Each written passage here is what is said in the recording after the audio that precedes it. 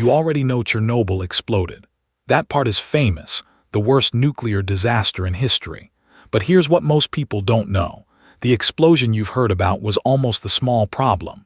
In the days after, a second, potentially far bigger catastrophe was quietly building right underneath the wrecked reactor. One that terrified officials believed could poison a huge swath of Europe. And the only way to stop it was for three men to walk directly into a flooded, pitch-black basement, into some of the most radioactive water on the planet, and turn a valve by hand. You've probably heard how this ends. The three heroes died horribly days later. It's one of the most repeated facts about Chernobyl, and it is wrong. Let's set the scene. It's April 26, 1986 in Soviet Ukraine. During a botched safety test, reactor number 4 at the Chernobyl nuclear power plant suffered a catastrophic power surge. The reactor exploded, blowing the massive concrete lid clean off and hurling radioactive material into the sky. The exposed core caught fire, and for days it burned, spewing an invisible plume of deadly radiation across the surrounding land and beyond. Firefighters and workers, men who would later be called liquidators, rushed in to battle the blaze, many with almost no protection, and many of them received fatal doses of radiation in the process. It was already an unimaginable nightmare, but even as they fought the fire on top, a new threat was forming down below. Here's the part that's genuinely terrifying, and that the movies don't always explain well. To fight that raging core fire, huge amounts of water were pumped in. That water, along with the reactor's own coolant, didn't just disappear, it drained downward and collected in large pools and tanks in the basement levels directly beneath the reactor. Meanwhile, up above, the core hadn't just stopped. The nuclear fuel had melted into an intensely hot, radioactive, lava-like substance, and this molten mass was slowly, relentlessly burning its way downward through the floors of the building. And engineers began to realize, with growing horror, exactly where that unstoppable river of nuclear lava was heading. It was melting straight down toward the pools of water waiting in the basement. So why did this matter so much? Because of what happens when something that hot hits water. If that molten, superheated nuclear lava dropped into those pools, the water would instantly flash into an enormous burst of steam. And in that confined space, packed with radioactive material, officials feared that steam blast could trigger a second, gigantic explosion, one potentially far more destructive than the first. The nightmare scenario, as it was understood at the time, was staggering. A second explosion that could blast a colossal cloud of radioactive material across the region, potentially render a huge part of Europe uninhabitable, and even destroy the plant's other 3 reactors, multiplying the disaster many times over. Now, historians debate just how apocalyptic it truly would have been. Some think the worst fears were exaggerated. But in that moment, the people in charge genuinely believed they might be staring down a catastrophe of continental scale, and they had to prevent it. The solution, at least on paper, was almost absurdly simple: drain the water. If you could just get the water out of those basement pools before the lava arrived, there'd be nothing there for it to explode.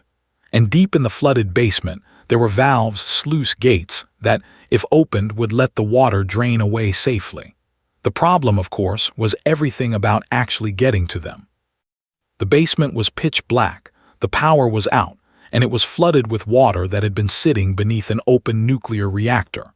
That water was intensely, lethally radioactive. Getting to those valves meant wading through the dark, through that water by hand, into one of the most dangerous places that has ever existed on the face of the earth. Someone was going to have to go in. And so, 3 men stepped forward. This is the origin of the legend often called the Chernobyl Suicide Squad. The 3 were an engineer named Alexei Ananenko, who crucially knew exactly where the valves were located, a man named Valery Bezbalov, and a shift supervisor named Boris Baranov, who would carry a lamp to light their way. Understand what they were being asked to do. They were volunteering to wade into that radioactive water in a pitch-dark basement to manually open valves, a task everyone believed carried an enormous risk of a lethal dose of radiation. According to the way the story is usually told, These men walked in fully expecting that this mission would kill them. They did it anyway because the alternative, a possible second explosion, was simply unthinkable. It's one of the bravest things anyone has ever volunteered to do. So in they went. Picture it, 3 men in wetsuits, wagrating into freezing, black, radioactive water, the only light a single dim lamp cutting through the dark. Their radiation dosimeters were surely screaming. Every second in there was a second of exposure to a level of radiation that could kill. They moved carefully through the flooded corridors, feeling their way toward where the valves should be. And then, in a moment that could have doomed the whole mission, their lamp reportedly flickered and threatened to fail, plunging them toward total darkness in the most dangerous water on Earth. But they pressed on. Guided by the engineer's knowledge of the layout, they found what they were looking for, the valves. They gripped the wheels and they turned them. And in the darkness, they heard the sound they'd risked everything for, the sound of water beginning to drain away. It worked. The valves opened, and the water in those basement pools drained away. The pumps could then clear out the rest. The threat that had haunted everyone, the molten core dropping into a pool of water and triggering a second, continent-threatening explosion, was diffused. When that nuclear lava did eventually burn its way down, it flowed into empty space instead of a bomb of water. The 3 men made their way back out of the darkness, having pulled off one of the most important and dangerous tasks of the entire disaster. Thanks to them, the second explosion never came. The worst-case nightmare that had officials imagining a poisoned continent simply never happened. 3 ordinary men with a lamp and a couple of valves had helped avert a catastrophe on a scale almost too large to picture.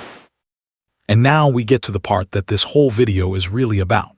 Because of the almost unbelievable bravery of what they did, a powerful story attached itself to these 3 men and spread all over the world. The story goes that shortly after they completed their heroic mission, all 3 of them died agonizing deaths from acute radiation sickness, that they were dead within days, or at most a couple of weeks, martyrs who sacrificed their lives to save Europe.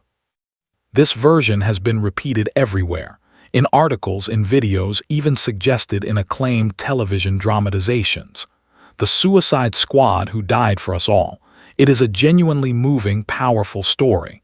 There's just one problem with it. It isn't true. Here is the truth, and it's wonderful. All 3 men survived the mission. They did not drop dead within days.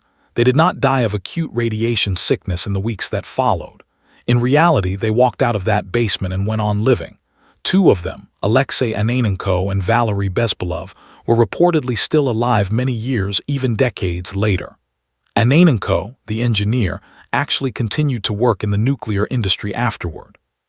The 3rd man, the supervisor Boris Baranov, lived all the way until 2005, when he died of heart failure, not radiation, nearly 20 years after the disaster.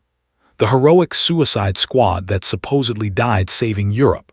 They mostly went home, went back to their lives, and lived on for years and years. The most tragic part of their legend is the part that was invented. So why did the false version take over so completely? It's a fascinating little lesson in how stories work. The truth is, a tale of 3 men heroically sacrificing their lives is simply more dramatic, more tragic, and more satisfying than 3 men bravely doing a dangerous job and then, thankfully, being okay. Our brains love a martyr. A heroic death feels like a more complete story than a heroic survival.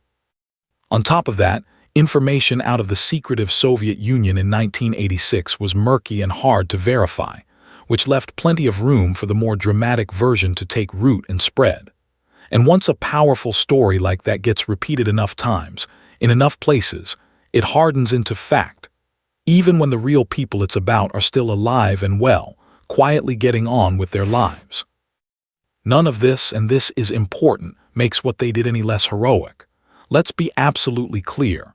These 3 men volunteered for a mission that everyone, including them, believed could very well be a death sentence. The fact that they got lucky and survived does not diminish their courage one bit. They made the choice to walk into that darkness not knowing they'd come back out. And in 2018, their bravery was finally properly honored, when the president of Ukraine awarded the surviving divers and the late Boris Baranov a state medal for their courage. They deserve to be remembered, but remembered accurately. Not as tragic martyrs who died, but as brave men who risked everything, succeeded, and lived. That's a better story anyway. And while we're setting the record straight, we should remember that the three divers were far from the only heroes of Chernobyl. The response to the disaster involved hundreds of thousands of people. The liquidators, soldiers, miners, engineers, and ordinary workers who were sent in to fight the fire, build a containment structure over the ruined reactor, and clean up the contamination, often at real cost to their own health. Unlike the divers, some of these people genuinely did pay the ultimate price. Dozens of firefighters and workers died from acute radiation exposure in the weeks after the explosion, and many more are believed to have suffered long-term effects. The story of Chernobyl is full of real, verified sacrifice, which is exactly why it matters to get the facts right and to honor the true heroes for what actually happened to them. So there's the real story. After Chernobyl exploded, a second and possibly even worse catastrophe loomed beneath it, and three men waded into the dark, radioactive water to stop it, and they succeeded. The world decided they died for it, and told that story so many times it became common knowledge. But the truth is better. They lived. They saved the day, and they got to go home.